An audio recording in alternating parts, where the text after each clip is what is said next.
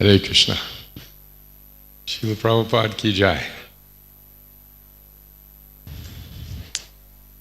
So, let's start this morning with a little bhajan. I was given free rein by Lalit Madhava Prabhu. It's very kind of him. So, if you like, we'll start by doing this translated bhajan of Udilo Aruna, good for the morning.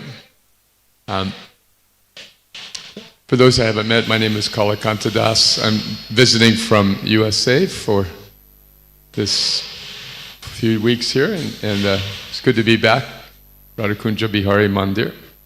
So, how many here are comfortable with English? Okay, should we have a translation then? Sorry? Translation's going on. Okay, very good.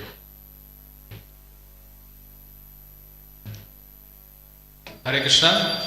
ये English class का जो भाषांतर हिंदी में है वो कुटीर में होगा, तो भक्तों से निवेदन जिनको भाषांतर सुनना है कुटीर में जाके सुन सकते हैं।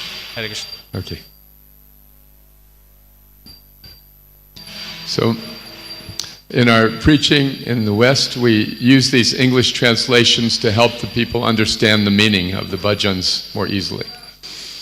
So, thank you. I'll sing in Bengali, English, okay? Okay.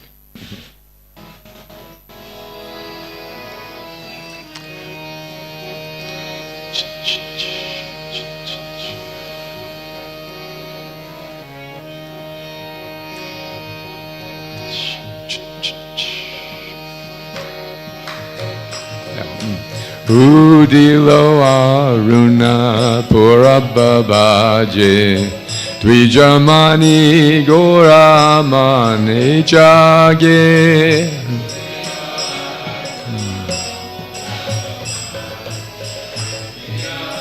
Tatai Bajoloko Ghana Ghana Tahe Janjera Ro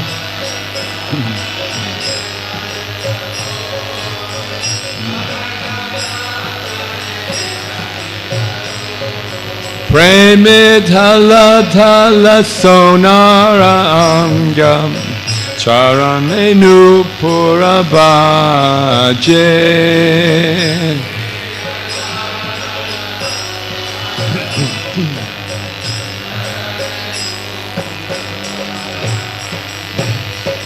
Tatai, tatai, sing drums loud and sweet, cartals and whumpers precisely kept beat.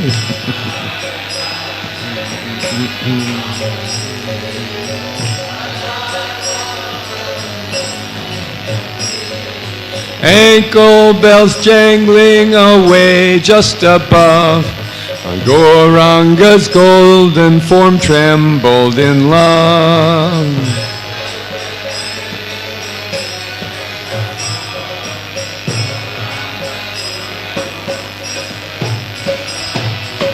Mukunda Madhava Yadava Hari Boleno Bolo Re Badana Bori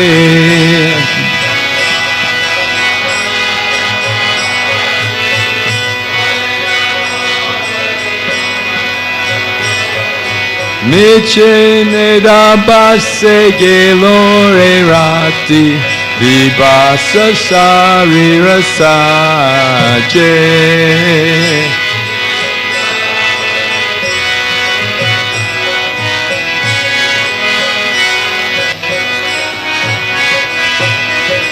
Mukunda Madhava Yadava Hari poured from the lips of the blissful devotees.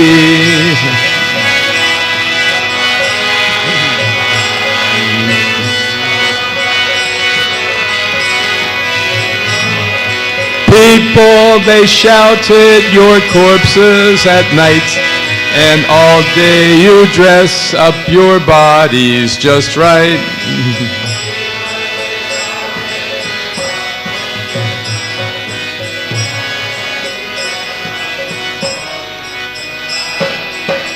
Emana durlabha manavadeha Payaki koro bhavana keha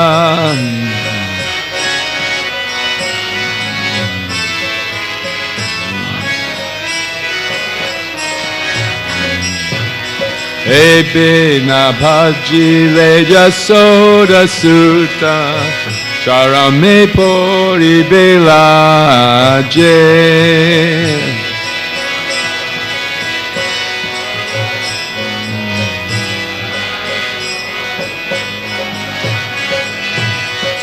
Birth as a human is so very rare. You have this blessing but don't seem to care.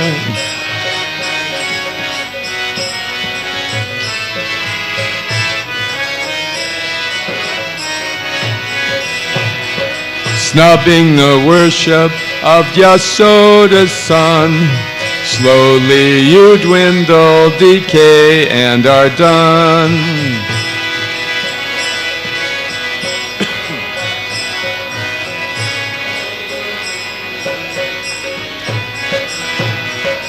Udita tapana hoile asta, tino gelo bole hoi bibyasta.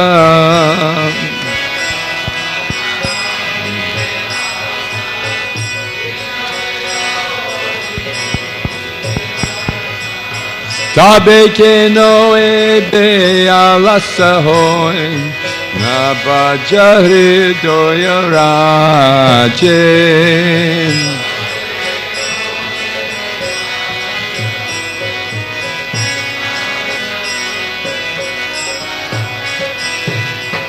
As the sun rises and as the sun sets, you waste another day without regret.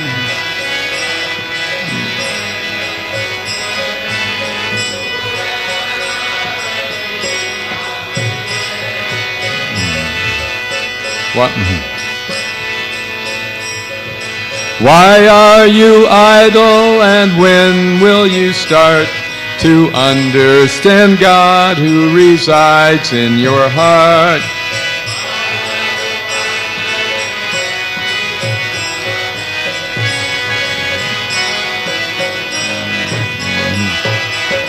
Jivana nitya janharasar tahena navira vipadaban.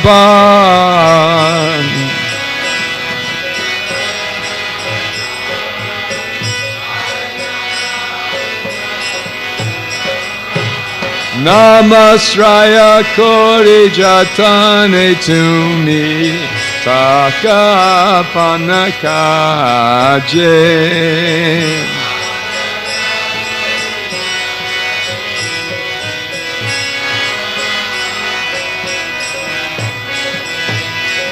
Life is as fleeting as dew on a leaf, always reflecting a spectrum of grief.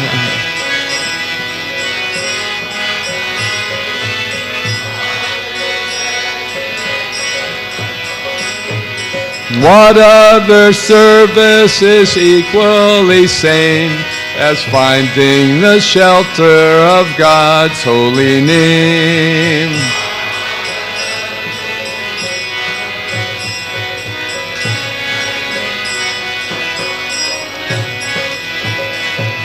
Jivara kalyana sadhanakam jagate asye madhuryanam.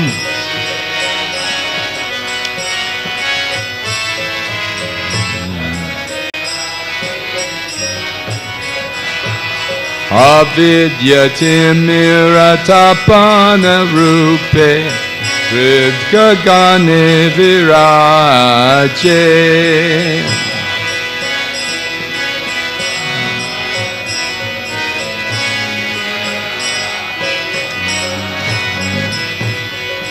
Call out for Krishna and make the sun rise, blessing and brilliantly lighting the sky.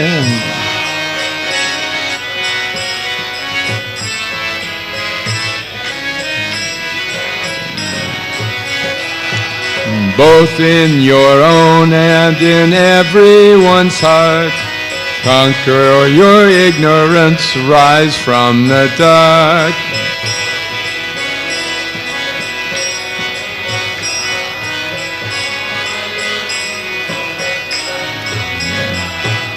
Krishna nama shuddha koriyapan, jorayo bhakati vinoda pran.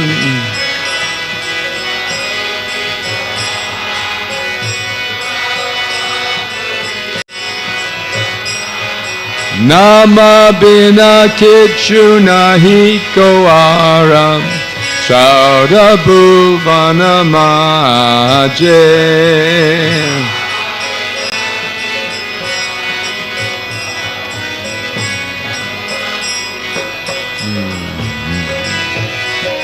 Bhakati Vinoda loudly proclaims, drink the pure nectar of Krishna's sweet name.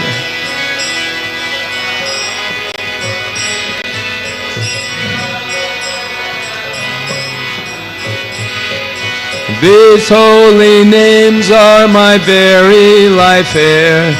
Nothing in all 14 worlds can compare.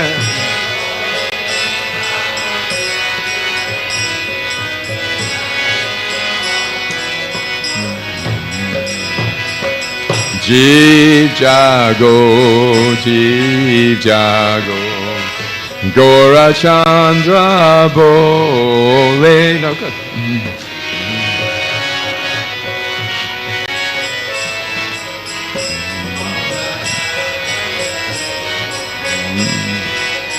Kota Nidra Jao Mayam Isha Chira Bole.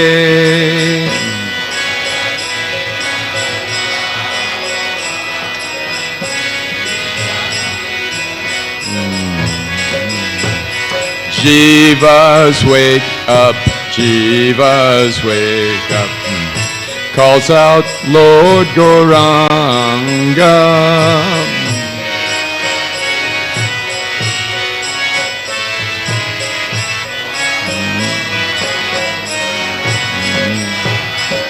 You sleep in the lap of Maya, why sleep any longer?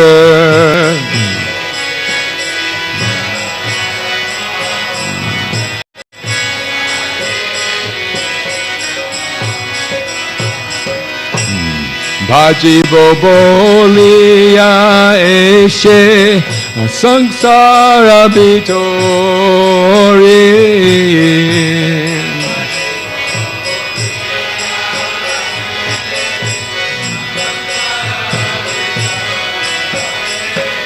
Burila Rohile to me Avidyara Bore.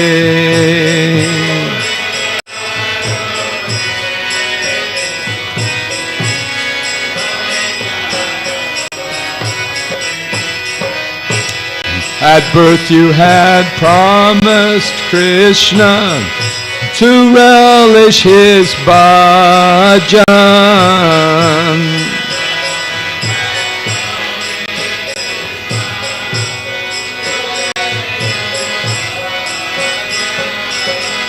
You live in a world of darkness, your promise forgotten.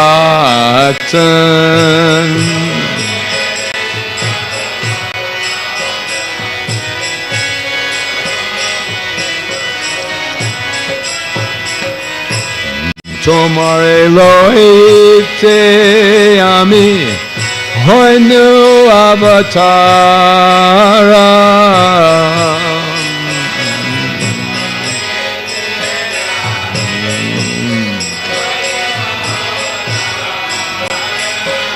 Ami bina bandhu aram te ache tomara.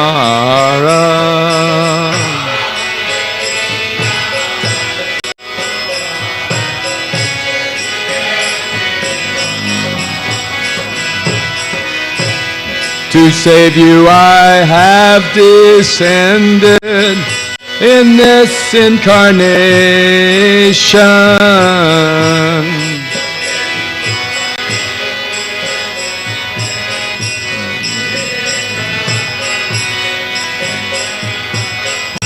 What other friend do you have to provide your salvation?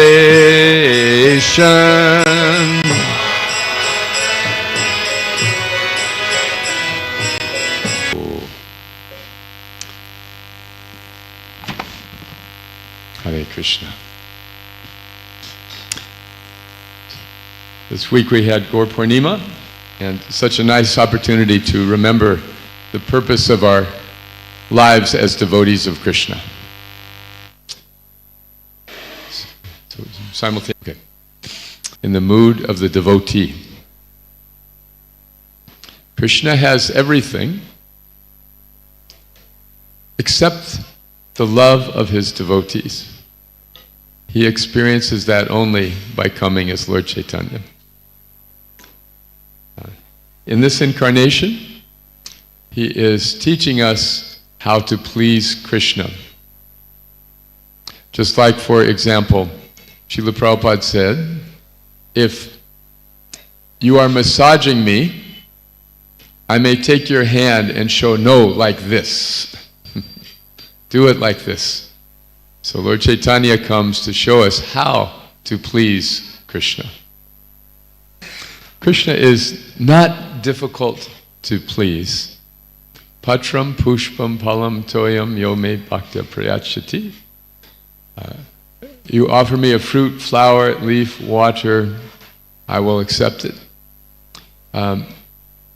In the North America where I come from, the 4 seasons are going on. I think you have 2 here only. Hot and hotter, right? But in the 4 seasons, in the springtime, the leaves come off the trees. In the summer, the flowers come out. In the fall, the fruit comes. And in the winter, when the leaves are all gone, at least we can get some water. So this way, any time of year, whatever is accessible, Krishna will accept that if it is offered with love. So, Lord Chaitanya comes to teach us that each one of us can find our own unique, special way to serve Krishna in a very simple way. The beauty of Krishna consciousness is that the whole process is just to discover how it is that we will please Krishna. Somebody is pleasing Krishna by washing the pots. Very enthusiastically.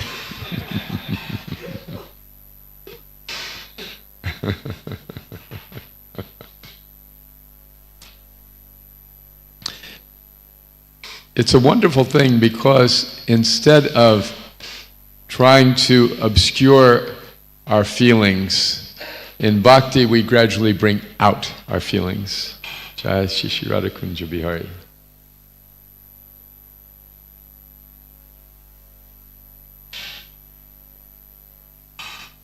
Nitai Gaura Chandra.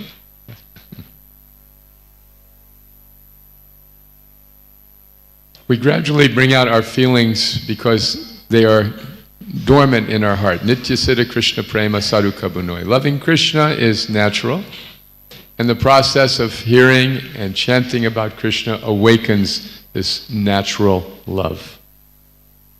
In the material world, or ordinary life, our propensity to love is directed in the wrong way. We are expressing our love for the things or for the people that are not sustainable.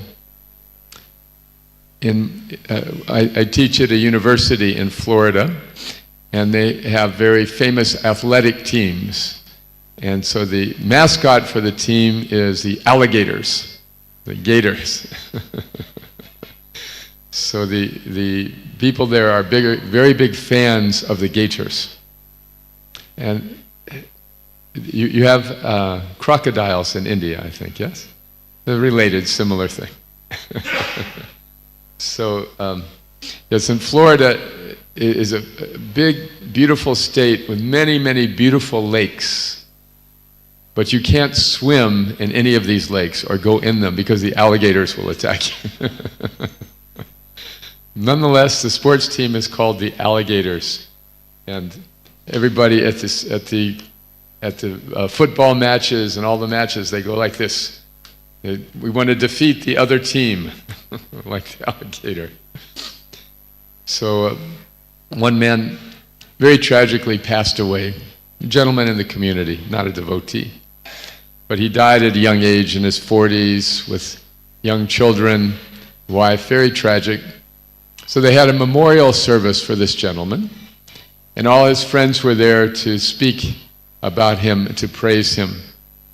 And one after the next, everyone would say, he was such a great fan of the Gators. When the loving propensity is misdirected, then we have affection only for the Gators. And unfortunately, in the Gita, Krishna says, yam yam vapi smaram bhavam. Whatever we remember at the time of death, we have to take that next birth. So, without guidance from Lord Chaitanya and the devotees, we will redirect our loving propensity in so many ways. I was in Coimbatore last week. Got a nice invitation to speak at a famous university there. And this famous university is founded by a famous guru. And so after the class, which was very nice, the students were very respectful, polite, interested, asking good questions, good spiritual questions.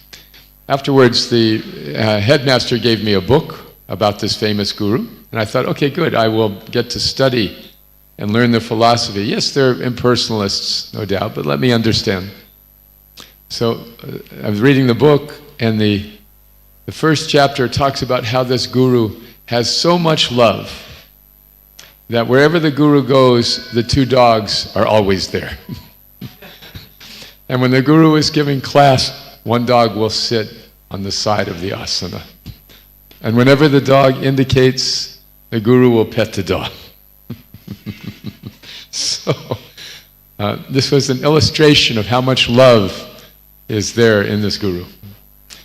So, when our loving propensity is directed towards Krishna, this is perfect. Mamaivam so jiva loke jiva bhuta sanatana. Krishna says in Bhagavad Gita that he makes us for the purpose of loving him. It is a very godlike thing to do, wouldn't you agree?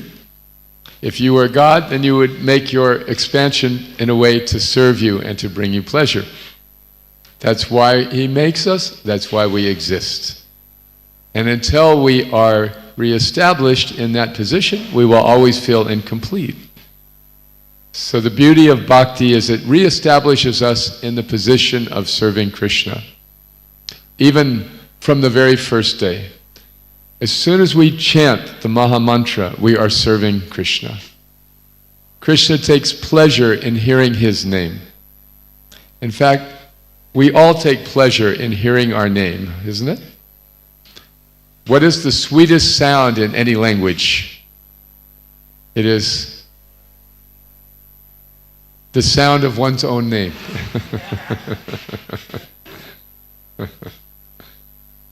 So Krishna also takes pleasure in hearing his name, and he's not ashamed to admit it. In fact, he encourages it. Because he enjoys hearing his name, he offers us this simple way to please him. It is available for everybody. It is not sectarian. If you don't like the name of Krishna, then Allah or Buddha, Jehovah will do. Because these names are names of the Supreme, they are spiritual. They are non-different from the Supreme. A devotee once asked Srila Prabhupada, or once said to Srila Prabhupada, Krishna is fully present in his name, Srila Prabhupada said, where in his name is Krishna? Krishna is not present in his name, he is non-different from his name. So when we chant the holy name, Hare Krishna, Krishna Krishna, Hare Hare, Hare Ram, Ram Ram, Hare Hare, we are associating directly with Krishna. He is non-different from his name. Krishna, Prabhupada said, is dancing on our tongue when we chant. Once a student asked Srila Prabhupada, why chant Hare Krishna? Why not chant Coca-Cola? And Srila Prabhupada said, you chant Coca-Cola, and when you get tired, chant Hare Krishna. It is not a mundane process of breath control or mind control through repetition. It is a natural calling from the heart, re-establishing our original position, the reason that we were made, the reason that Krishna created us. So in Lord Chaitanya's movement, there is full variety. And how we serve Krishna becomes manifest over the years. You know, we would like a very quick solution, isn't it? Especially in this passionate digital age, we want 5G speeds, we want instant connection, we want instant answers. It is amazing to me as a 70-year-old man how much the world has changed in my lifetime. For my parents, air travel was a big thing. It was just discovered around the time they were born. And so when they were in their 30s, to think I could get on an airplane and fly somewhere, it was astonishing. When my father was young, the bathrooms were outdoors. Yes, so just in one generation, you could hardly imagine. There were comic strips where the heroes would have these magic communication devices where they could talk to each other on their wrists. And it was fantasy, like, oh, this could never happen. So all of this change has come very quickly. Therefore, there's a sense, even in our spiritual lives, that we want quick results. And so if we're chanting and we're practicing bhakti, we may be a little impatient and wonder, why am I not feeling ecstasy when I chant? What is keeping me from just resolving all of my problems in Krishna service? And the answer is that it takes time. It takes time. Rupa Goswami says, Utsahan nischayat dharyat. That to be successful in bhakti, we need enthusiasm, but we also need patience. These are opposite ends of the spectrum, aren't they? Enthusiasm means right now. Patience means I will wait. So how do you be enthusiastic and patient at the same time? What is the answer? Determination. Yes. One must understand that this is a process that unfolds gradually. Srila Prabhupada used the word gradually hundreds and hundreds of times in his purports. Therefore, the passionate, impatient mood of this age will be very contrary to our true spiritual growth. Rather, we need to understand that this, today, is our opportunity to serve Krishna. In these beautiful bhajans, Bhaktivinoda Thakur describes how Lord Chaitanya himself arises every morning and goes out to do Harinam. He's the Supreme Lord. He doesn't need to do Harinam. He could just stand and be worshipped. But he goes out because that dynamic presence of the holy name is how we stay enlivened in Krishna consciousness. We have to take every day, as the Christians say, we have to take our cross upon our shoulder. We have to recognize that whatever we have done in our past does not absolve us today of doing our service for Krishna. Why? Because this day is a gift from Krishna and we are offering it to him. The mode of ignorance makes us look backwards. And we think, oh, I wish I had done this, I wish I had said that, and then we become depressed. Depression is caused by the mode of ignorance. The mode of passion makes us look ahead. What am I going to do? What is my future? What's going to happen today? What's for lunch? And even when we're chanting and we're associating with Krishna personally, our minds will take us to the future.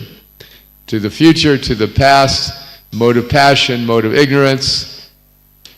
Mode of goodness means we're present right now, giving everything that we can to Krishna, giving our heart to Krishna with each and every being. That is the gateway to more and more transcendental experience. This is described by Sutta Goswami in the first canto of Srimad Bhagavatam.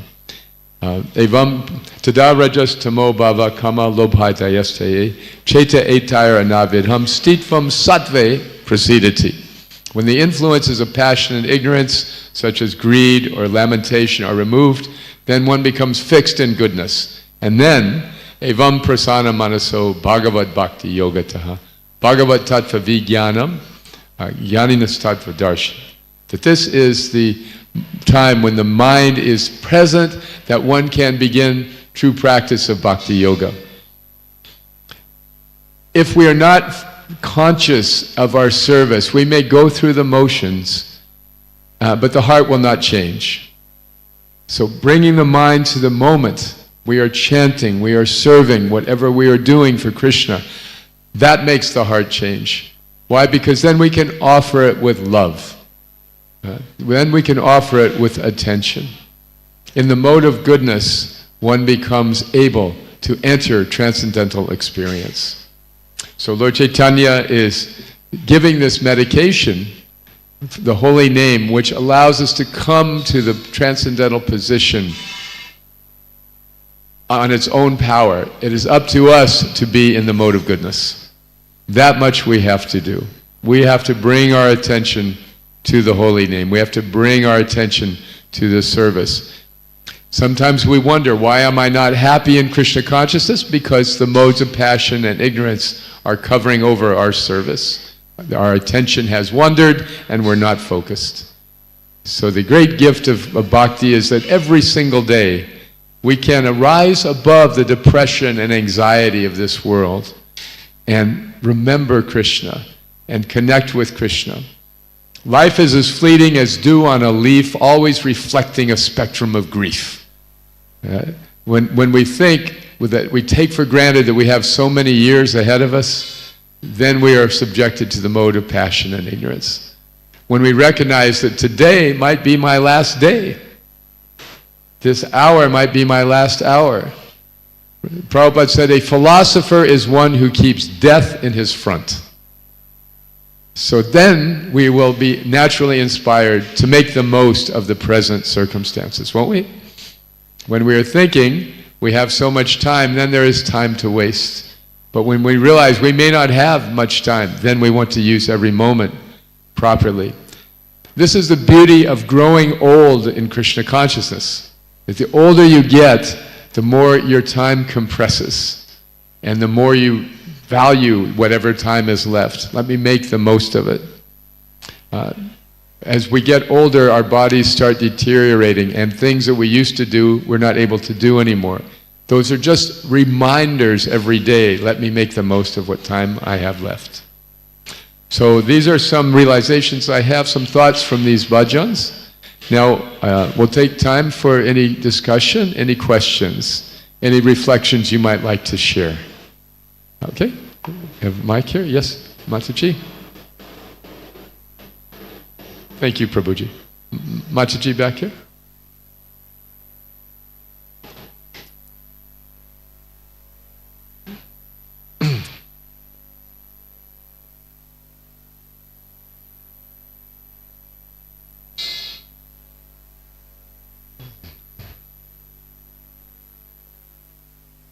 Oh, not working? Okay, speak loudly, I'll repeat.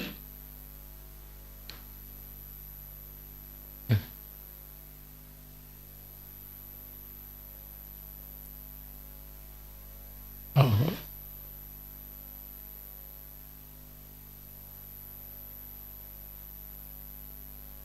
No, I guess the mic is dead. Okay. Yes, my obeisance is. There we go. Okay. Yes, your question. Hare Krishna, Prabhuji. Thank you for your nectaring class. Please accept my humble obeisance as your aspiring servant. Prabhuji, my question is, we are conditioned to love our family, to love our material people. So how to dovetail our conditioning and attachment towards Krishna? Right. We are conditioned to love our family, to love our friends, our country. How can we redirect that love to Krishna? Right? Yeah. So the answer is that we do not need to redirect that love. There is plenty of room for loving Krishna and then loving our family and friends. It's just that we have a different perspective. We no longer think of them as our family, our friends. They are Krishna's family, Krishna's friend. And our service to Krishna is to give them love. You see?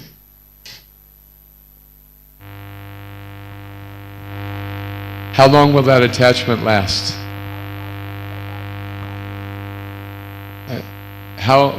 Let's try this mic. Okay. Hare Krishna. So how not to get attached to family? How long will we be attached to family? How not to get attached? Oh, how not to be attached to. Yes. What, have you been reading the teachings of Queen Kunti? Yes, Queen Kunti had the family of pure devotees, and she was praying, Krishna, please remove this attachment to my family members. See, Prabhupada writes that attachment to family is natural, and one does not have to give that up. The Maya, the illusion, is when we think that is our shelter. See? The Atma Sanyeshwa Swatswapi, the fallible soldiers of the family, cannot protect us from the ravages of birth, death, disease, and old age. So Srila Prabhupada compares the family to people staying in a hotel. In a hotel, people come together and they stay under a roof for one night. The next morning, they all scatter and go their separate ways. So in the same way, we're born into a family, we have some temporary connection, and then when we die, we'll all scatter in different directions. See?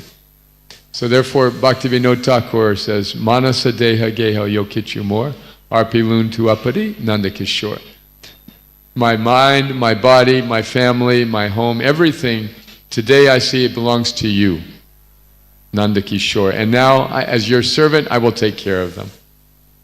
So it is the foolish thing to think, I have to be mean to my family in order to please Krishna. This is a fool's perspective. You know, rather, if we love Krishna, we'll automatically love our family. If we love our family, though, we won't automatically love Krishna. Okay? Okay. Other comments, reflections? Yes. Hare Krishna. Prabhu. Maharaj, I have one question. Srila Prabhupada writes in Teachings Lord Kapila, here he says the advancement of the spiritual life depends, seen how your calm and low, the lust and greed goes down. So as here we are hearing that it's a gradual process. This gradual process means how it goes, the sense calm and low, how, which level it goes so down or no, how it reduces. How does our calm and low reduce? Yeah. Yes. It's a gradual process, as we are saying. It is gradual, yes. So, And one more thing, like Gita says, the Nitya very night, it's like eternal enemy. And we hear also the body is there till that it remains.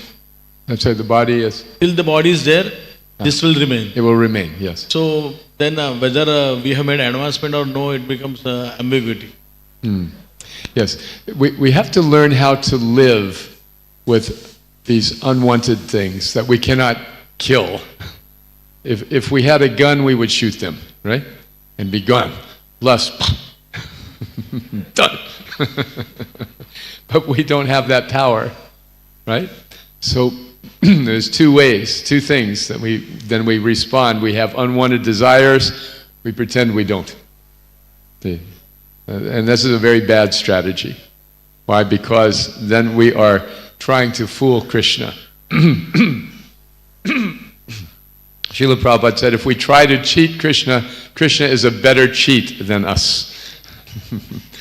So we need to be honest and disclose to our mentors, to our friends, this is what I'm feeling. We have to disclose our mind to Krishna. Just like we read these bhajans by the acharyas, they're heart-cracking, aren't they? Bhaktivinoda writes in one bhajan, whenever I see someone happy, I am unhappy. And when I see someone unhappy, then I am happy. He's expressing these things. Excuse me.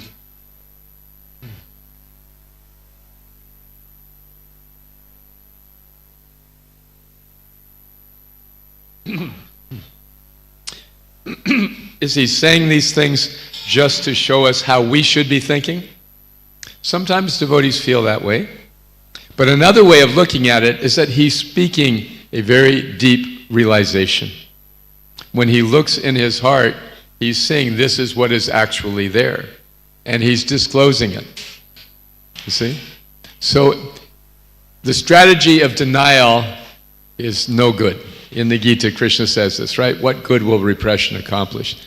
Therefore, we have to acknowledge the presence of our anarthas. We acknowledge them. We can even respect them. We just don't indulge them. Okay? Yes, here is my lust. You please have a seat and I will deal with you as soon as I finish chanting Hare Krishna. Just like Haridas Thakur dealt with the prostitute, right? He didn't blame her, he didn't condemn her, he didn't tell her to go away. He says, you please sit patiently, I will be with you very soon. See? So the desires are like a river flowing into the ocean of the yogi's mind, which is taking them in but is not changing. So this is how we apply patience in Krishna consciousness. And chanting japa is where we get the strength. Chanting japa, that is where we are able to put our mind on the side. Say, yes, I'll be right to you as soon as I finish chanting. If we do this daily, regularly, with attention, with high priority, our ability to keep our attention in the moment gets stronger and stronger and stronger. Just like if we went to the gym every day lifting weights, our bodies would get stronger. Right? So in the same way, if we put our attention on the holy name with every japa session, our ability to keep the anarthas in their place gets stronger day by day. Then what happens, over many years, those desires lose their influence on us. They lose their influence. They remain, but they lose their influence. And then we are able to proceed in our spiritual life very peacefully. Okay? So, utsahan and dharyat, nishayat, determination. To let the process work, it takes a lifetime. My godbrother, Charu Prabhu, was once in Australia. When Srila Prabhupada visited, he asked him, he was alone in the room, so this is not recorded, but he told me this personally. He said, I asked Srila Prabhupada, once you start chanting, how long does it take to get purified? He said, Prabhupada thought for a moment and said, about 40 years.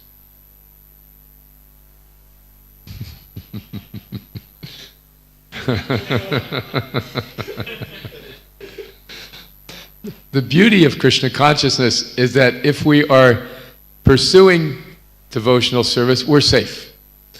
Even if we haven't come to the point of complete freedom from anarthas, and then ruchi and asakti and taste. Even if we haven't come to that point, we are still safe. And Krishna will take that sincerity and magnify it many times and free us from this world of suffering and birth and death.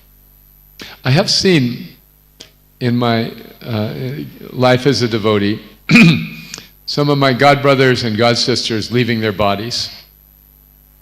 And at the hospitals, the doctors are always amazed. It's so different for them when a devotee comes in to leave their body for several reasons. One is that the devotee is calm. They may be in pain, but they're not panicking. And the other thing is that when the family members and the devotee friends gather around, they're also calm. And they're not breaking down. They're chanting, they're encouraging, and the doctors and the nurses are amazed. They can always tell when it's a devotee. It's always different. So, as devotees, we are very expert in two things: cooking and dying.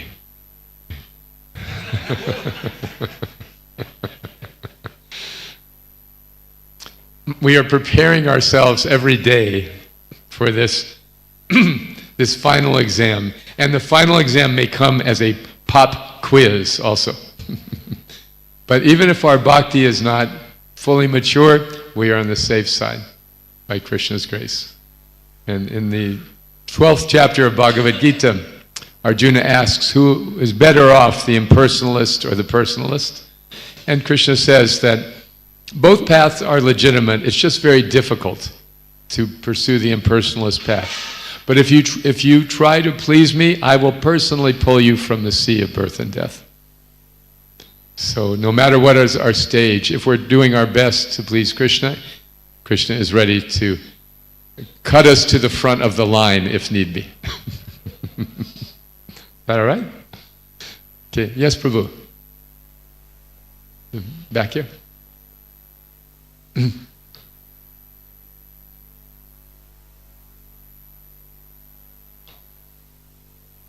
Hare Krishna.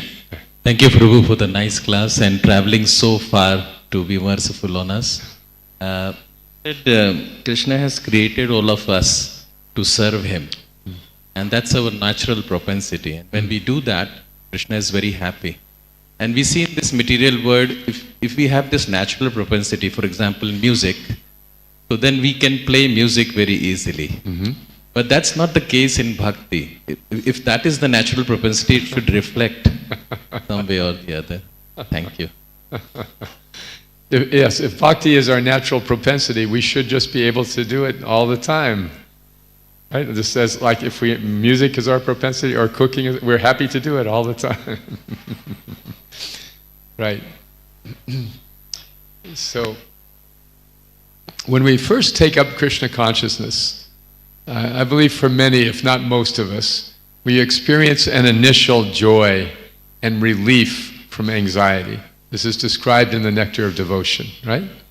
That when one of the symptoms of pure devotional service is that one is immediately relieved from the immaterial anxieties and promoted to the transcendental platform, transcendental joy.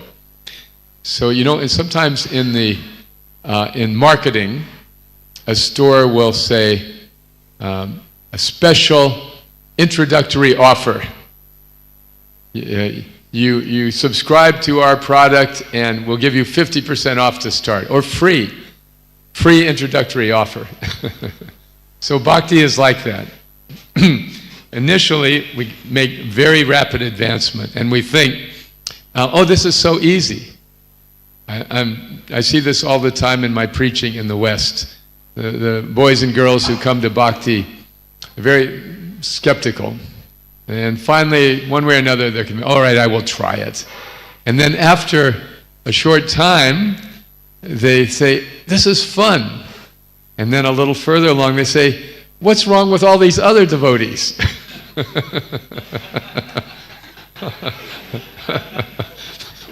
Why are they struggling?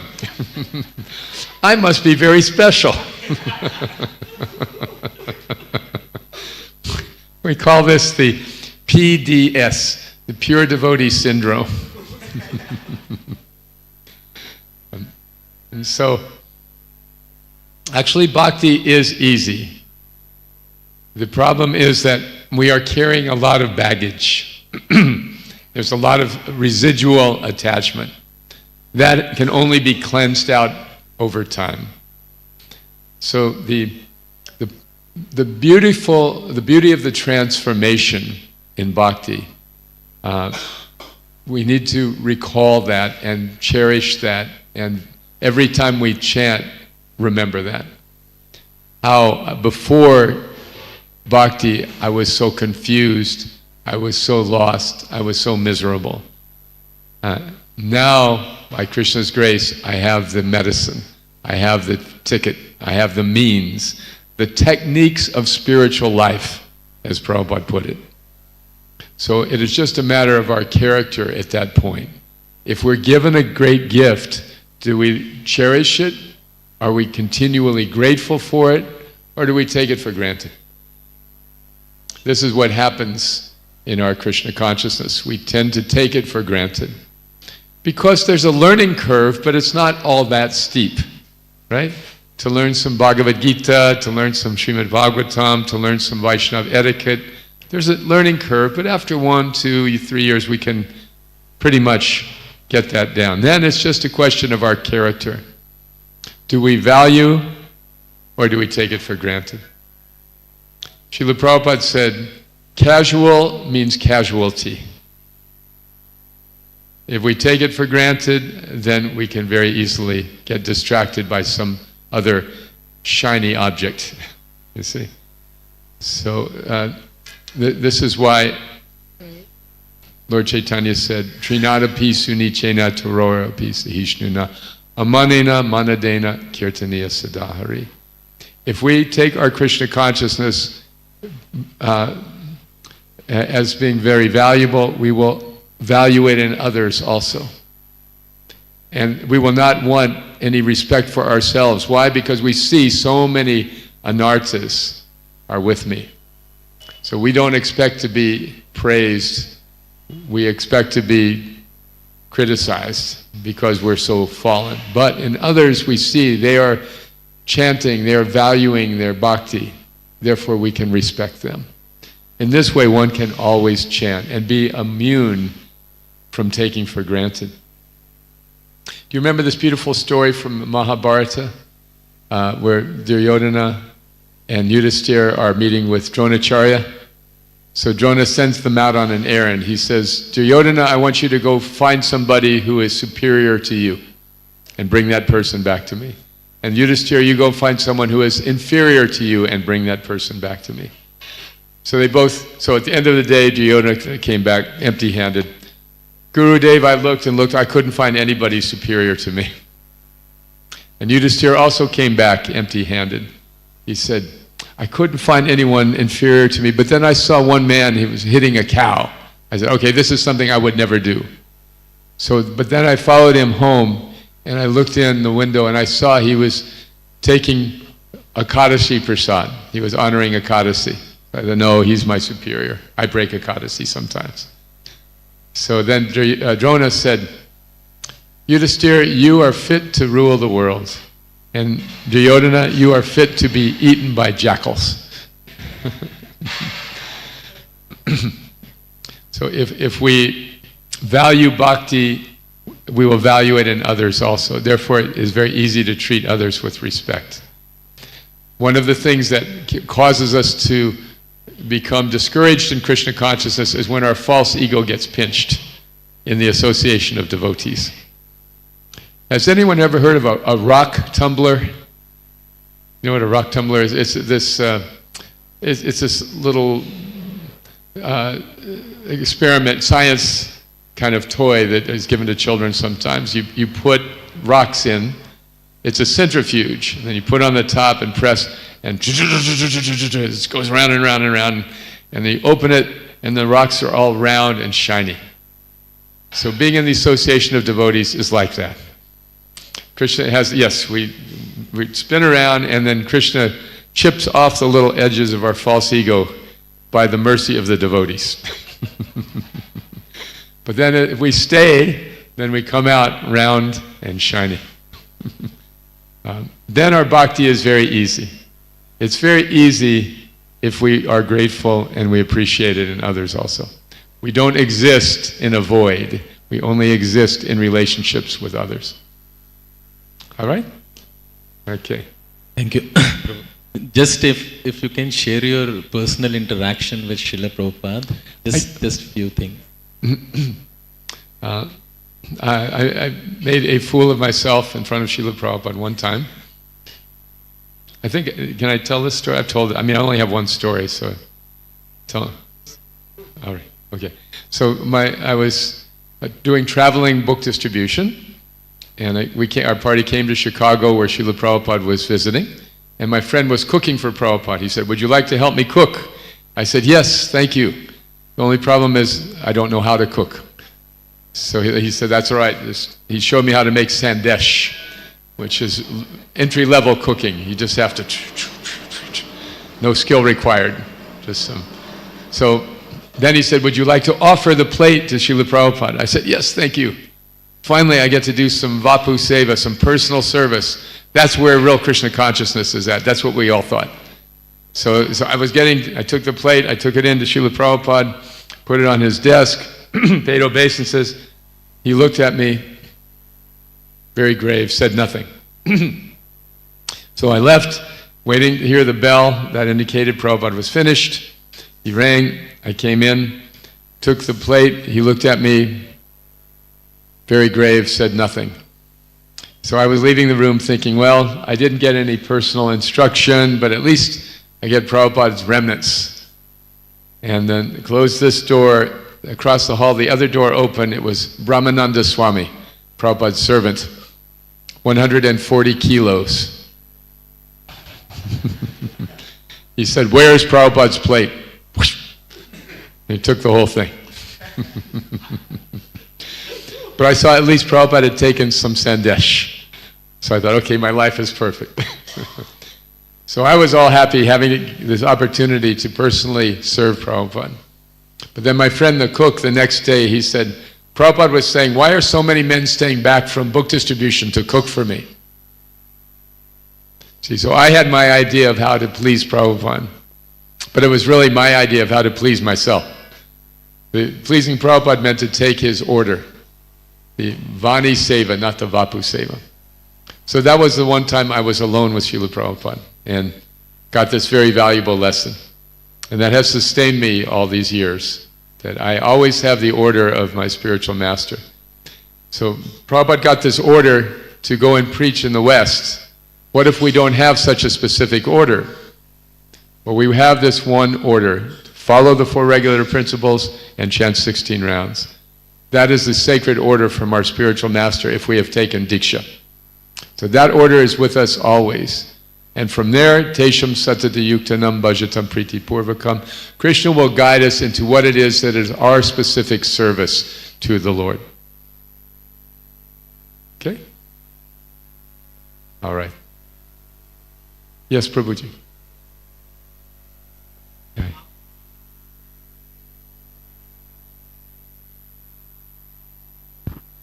Yeah. So how can I get a shelter of His Holiness Tamal Krishna Goswami and His Holiness Bhakti Sarup Damodar Swami? These are the devotees who inspire you. Huh? What? These devotees inspire you. Tamal Krishna Goswami and Bhakti Sarup Damodar Goswami. Yeah, a lot. But they have both left this world. Yeah. Right. So this is an important question because we will experience separation from our inspiring gurus and personalities in this world. In a way, it's like people in a prison. Some of them have early release for good behavior. So I look at my godbrothers like this, who no longer have to be in this world, that they are out of prison early, while I have to stay and complete my full sentence. So, how much shelter can you take of a departed Siksha guru? This is the question, right? Exactly. Yes. So we can definitely take full shelter of such personalities, but it does not exempt us from the need to take shelter of a living guru. Okay? It does not exempt us from that need. We may be very devoted to Srila Prabhupada. We may be very devoted to Tamal Krishna Goswami or Sarup Damodar Goswami or Gopal Krishna Goswami. We may be very given our heart to them. But that does not mean that from now on I am independent. I do not need to have anyone tell me what to do in my life, in this world, in this life, because I'm taking shelter of these departed personalities. This is a philosophy that insults Srila Prabhupada. See? And it would also be an insult similarly to Tamal Krishna Goswami or Swarup Damodar Goswami. In other words, if there's nobody good enough to give us instruction in this world, what is our position? You see? Then we're in the Duryodhana Sampradaya. Right? So therefore, everybody is enjoined. We must have 3 kinds of association in our life. This is in the 11th canto of Bhagavatam. We must, to be spiritually healthy, we have to have mentors, peers, and students. Okay? That is a well-rounded spiritual life. We must always be working under authority. We must always have a mentor. We must always have somebody present in this world who we regard as our superior. Do you understand? Yeah. If we have that person, then we have guidance. And then we need friends. We need peers. We need those with whom we can reveal our mind. Guyam akyati prichtati. We need those with whom we can exchange the loving relationships. And then we need students. In the mature stage of our spiritual life, we need students. We need juniors. We need to help others, in other words. We need to be established enough with our mentor and our friends that we can then give shelter to others also. And our spiritual life is not complete without this 3rd stage. Okay? Srila Prabhupada said, this is acharya. It means you get Krishna consciousness, you live Krishna consciousness, and then you give Krishna consciousness. You get it, you live it, and you give it. You know the philosophy, you practice it, and then you teach it. Okay? So to be balanced in your spiritual life, you must find a mentor who will help you. And this could be somebody who is intimate with Tamal Krishna Maharaj or Swarup Damodar Maharaj. If they inspire you, that's all right. Okay? All right. The man with the questions. Is it on? Okay, Prabhu. Famous for the best questions in Pune. Hare Krishna. I don't know, but I am very grateful to the 2 questions which were just asked. Excellent all questions. 3 of them. Very good very question. grateful to them. And more than that, your answers. So my question is this dichotomy. When I hear this verse where it is told that just chant the holy name, and offenses also, it's like earth. You fall, you get up and continue. So once that's the process, just stick to it and continue. But however, when I hear this verse, Bahu Janma Kare Yadi Shavana Kirtan, Tabu Tono Paye Krishna Pade Premdham. So I become little fearful and concerned. So how do we see these 2 things, that we have to be patient, at the same time, do we have to be careful about something where this, what is this verse speaking about? Right, this verse is, if one is infested with the offenses against the holy name, right, then one cannot make progress. This is essentially the meaning of the verse you mentioned. Yes. So the difficulty that we have when we doubt our salvation or we doubt our success in Krishna consciousness is that we are lacking trust in Krishna. We are lacking trust in Krishna and we're thinking, I am the doer. You see? We're chanting and we still see the offenses are there. Then we're thinking something is wrong with me, or subtly something is wrong with this process. I'm applying myself to the process. Either I'm not doing it properly or the process doesn't work. This is a trick of the mind. This is a trick of the mind. This means we are not putting our faith in Krishna. And this is why the Acharyas' bhajans are so important, because when they speak about their anarthas, when they speak about their attachments, when they speak about their shortcomings, they're not just mouthing some words, they're expressing their heart to Krishna. And the difference between us and them is they have not given up their trust in Krishna. Krishna, I am so fallen, only you can lift me out of this ignorance. Only you can do it. I cannot do it myself. You see? This is the problem. When we are thinking that we can do it ourselves, then we become How is it possible? And it's not. We can't. We cannot lift ourselves out of our attachments, out of our Maya. Only Krishna can do that. So you remember Mother Yashoda has, the rope is 2 fingers too short. And what do those 2 fingers stand for? Endeavor and mercy, yes. So our endeavor must always be there. And the mind is telling us, no, don't make this endeavor, it's not working, or you're not good enough. See? The mind is trying to tell us to stop, one way or the other. That's all. So our endeavor is there, and then the mercy of Krishna is there. Isn't that the verse that Lord Brahma spoke, right? Tate nukampam susamiksha mano. That we are taking responsibility for our own condition, and we are continuing to endeavor, all the while expecting the mercy of Krishna. If we are expecting Krishna's mercy, we will be jolly, because the future is very bright. If we're grouchy, we're depressed, something wrong, the problem is we're not expecting Krishna's mercy. I think Krishna's forgotten about me. No, I don't know if this process works. No, I don't know about this. What's wrong with this process? After so many years of chanting, I'm still not feeling it. See, this is an expression of lack of trust in Krishna. For the devotee, Vishvapurna Sukhayate, even this miserable material world looks very bright because we know we're on our way out. And everything we see reminds us of Krishna. When I got the opportunity to see Srila Prabhupada in classes and in darshan, this was the nonverbal message that Prabhupada always conveyed. He was grave. You could not tell what he was thinking, but right underneath the surface he was very blissful. Once, in fact, there's a picture of Srila Prabhupada where he's looking at a flower. It's on the back of one of the old Krishna books. He's just examining this frangipani flower. And the devotee said, Prabhupada, you look very sad in that picture. And he said, that was a moment of great ecstasy. So being blissful does not mean always smiling, happy. You know. It just means that we are carrying on with our service with determination and with confidence. Okay? All right. Please. The saying, like, God help themselves, those who help themselves. Yes. So now, suppose now God, Krishna is very merciful. He is ready to give everything. When Prabhupada writes, He is more eager to us to take us bhakti when we are.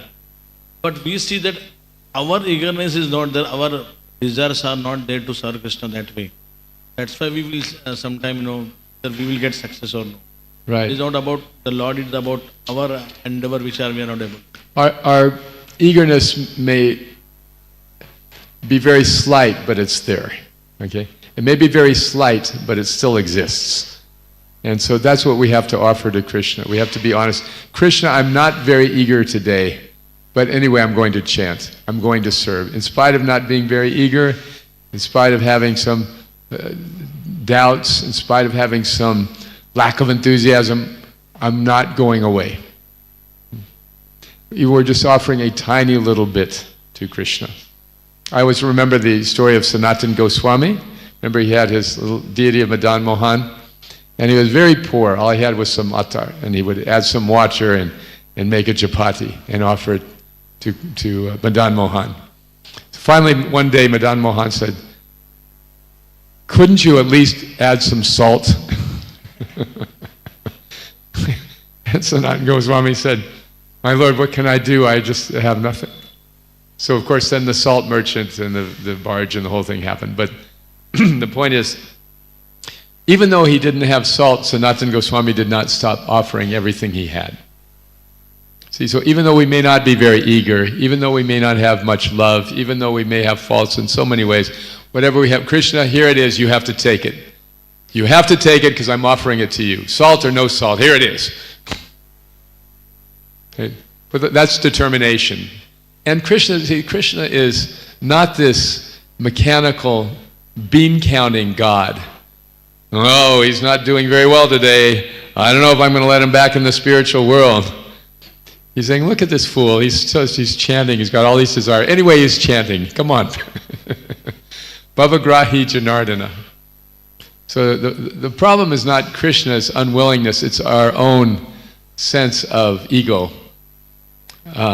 If I'm not a great devotee, then I'm not going to be a devotee at all. See, this is a materialistic idea of devotional service. You remember, what is his name? The Joker? Gopal Bone. Yes. So, Gopal Bone was a devotee. He was a fallen devotee, but he was a devotee.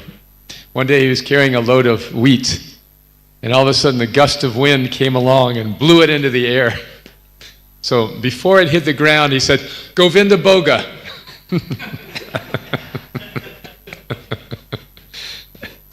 So it's like that. Whatever we have, oh, Krishna, please take it.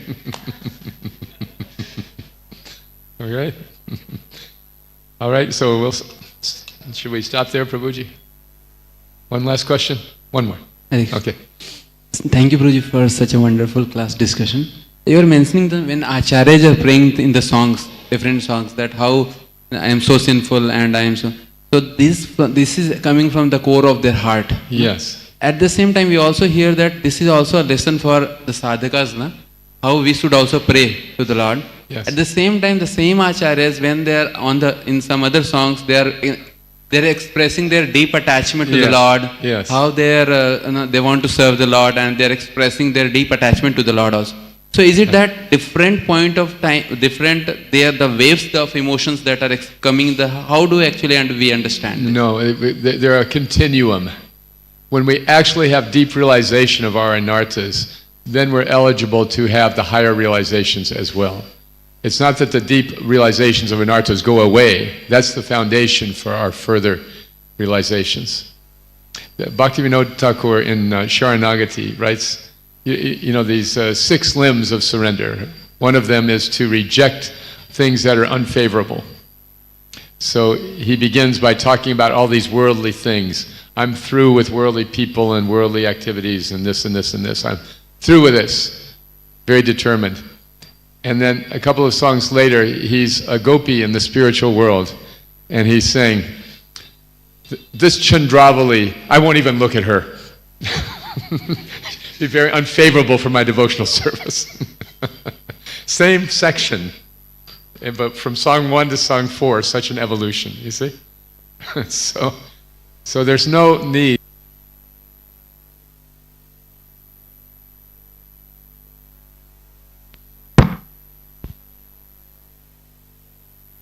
These things are not mutually exclusive. Do you see my point? The acharyas can both be expressing their remorse from their condition from the core of their heart, and at the same time instructing us, and at the same time being together with Krishna in the spiritual world, all at once. Okay? It's like when people challenge, can God make a mountain that's so heavy he can't lift it? And Prabhupada said, yes, and then he can lift it. Okay? So all contradictions are reconciled in the absolute truth. All right, so thank you very much. Wonderful to be here. Please keep serving Srila Prabhupada so nicely and developing this important temple, beautiful temple and beautiful congregation I saw in Gaur Purnima. You couldn't move an inch. There were so many people here. This is so enlivening to see. By the way, I was in Vrindavan recently, and I first went to Vrindavan in 1975, and it was so far out in the suburbs, or in the remote area of town, that you had to walk a kilometer just to get a rickshaw. You wanted to go into Loy Bazaar, you had to first walk a kilometer, and then there would be some ride. And so now, you cannot even cross the street. It's like Bombay at rush hour, right in front of the temple. And all around, everything is built up. So I asked my Vartma Pradakshika Guru, Dinabandhu Prabhu, what would Prabhupada think of all this crowd in Vrindavan now? And he said, oh, he would be smiling. So to see the temple so crowded, I'm sure Prabhupada is also smiling with you. Srila Prabhupada ki jai. Hare Krishna. Thank you, Prabhu, you are coming here, for coming here. Prabhu was not supposed to come, but by your mercy you came here and give your association to us. It was very simply sweet to hear your singing, your classes, your realization. We are very grateful to you. So Prabhuji, whenever you are in India, please make sure you can come to Pune and give your association to all of us. So let us thank Prabhuji by chanting one time Hare Krishna mantra. Hare Krishna, Hare Krishna, Krishna Krishna, Hare Hare, Hare Ram, Ram Ram, Hare Hare. His Grace Kalakantha Prabhu ki jai.